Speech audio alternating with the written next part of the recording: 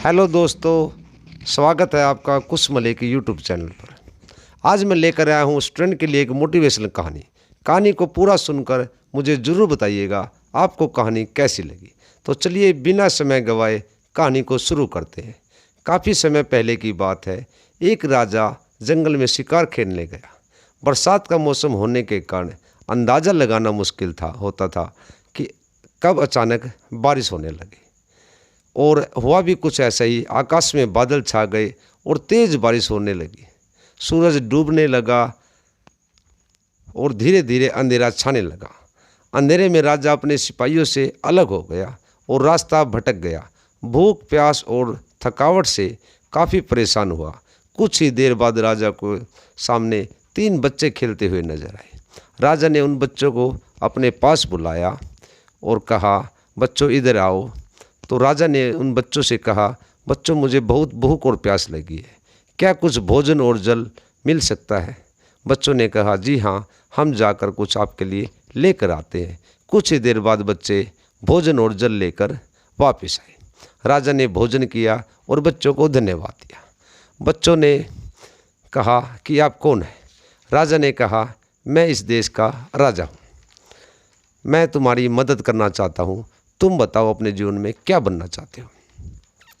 तो बच्चों ने कहा, पहले बच्चे ने कहा, राजा साहब मुझे 2 वक्त का खाना भी नसीब नहीं होता, मुझे 2 वक्त का खाना भी नसीब नहीं होता, तो मुझे बहुत सारा धन चाहिए। तो राजा ने कहा, ठीक है, मैं तुम्हें बहुत सारा धन दूंगा।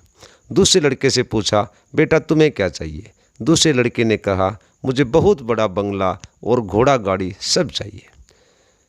तो दोनों बच्चे अपनी बात को कहकर बड़े खुश थे। राजा ने कहा, ठीक है बेटा, तुम दोनों बच्चों को यही मिलेगा।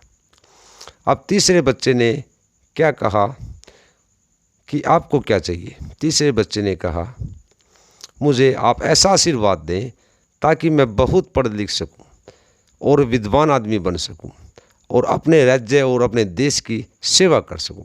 राजा ने बच्चे को देखकर बड़ा खुश हुआ। बच्चे को बहुत सा धन दिया, पहले बच्चे को, और दूसरे बच्चे को बंगला गाड़ी सब दिया।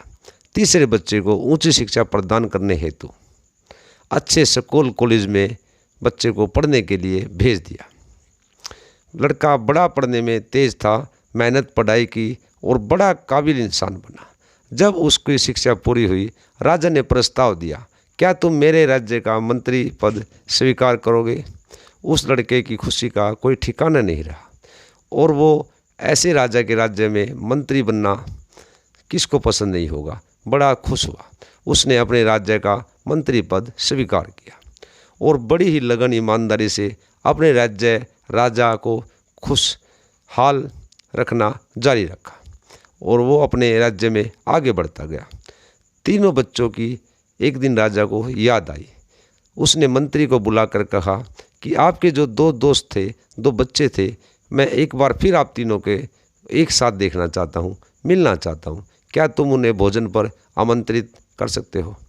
तो मंत्री ने कहा, जी हाँ। मंत्री ने फौरन निमंत्रण भेजकर भोजन पर बुलाया और फिर राजा के सामने तीनों आ गए। राजा तीनों को एक साथ देखकर बड़ा प्रसन्न हुआ और पूछा, बताओ तुम सब कैसे हो? हमारे मंत्री के बारे में तो मैं सब जानता हूँ, और तुम सुनाओ, तुम कैसे हो?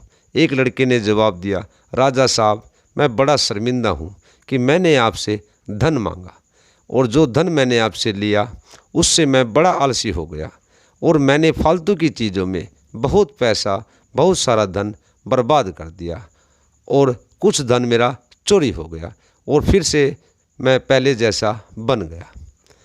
तब दूसरे लड़के ने बताया, राजा साहब मेरा भी कुछ ऐसा ही हाल है। जो बंगला, घोड़ा, गाड़ी आपने मुझे दिया, मैं उसमें आराम से आराम करता रहा और कुछ भी काम नहीं किया। पहले बहुत अच्छा था, लेकिन एक दिन बाढ़ आई और सब कुछ बह गया। मैं भी पहले जैसा ही बन गया। राजा ने देखा कि ये सब कुछ क्यों हुआ, इसके पीछे क्या कारण है। तो राजा ने अपनी शिक्षा की वजह बताई और कहा कि इस बात को अच्छी तरह गांठ बांध लो, धन संपदा सदा हमारे पास नहीं रहते, पर ज्ञान और शिक्षा जीवन भर मनुष्य के काम आता है और उसको कोई चुरा भी नहीं सकता। शिक्षा ही मानव को विद्वान और बड़ा आदमी बना सकती है। इसलिए सबसे बड़ा धन और ज्ञान और विद्या है। पहले इसे हासिल करो, धन उसके बाद अपने आप आ जाएगा। तो दोस्तों, ये तो थी उस समय की बात। आज के टाइम में थोड़ी सी कंडीशन बदल चुकी है। जो आज के टाइम में एजुकेशन के साथ साथ अपनी स्किल्स पर भी ध्यान देने की ज़रूरत है। जैसे कि हम आजकल देख रहे हैं कि बड़ी बड़ी कंपनियों में अच्छे खासे इंजीनियर को भी जॉब से निकाल दिया जाता है। इसका कारण यह नहीं है कि उनकी अच्छी एजुकेशन नहीं है, वो अपनी एजुकेशन में कमज़ोर है। इसका कारण है दोस्तों, उन्होंने खुद को अपडेट नहीं किया, मतलब वह समय के साथ साथ नहीं चले, समय के साथ साथ बदलाव नहीं किया। कंपनियों को आजकल ऐसे लोगों को रखना पसंद करती है जो आज के समय में जी रहे हैं और जिन्हें आज की टेक्नोलॉजी की नॉलेज हो, आगे आने वाले टाइम की नॉलेज हो। तो दोस्तों, इस मज़ेदार कहानी को अपने दोस्तों के साथ शेयर करें, लाइक करें, सब्सक्राइब करें, ताकि मैं आपके लिए और नई वीडियो लेकर आ सकूँ। शिक्षा बहुत महत्व रखती है अपने जीवन में। तब तक के लिए जय हिंद, जय भारत, पढ़ो इंडिया, आगे बढ़ो इंडिया।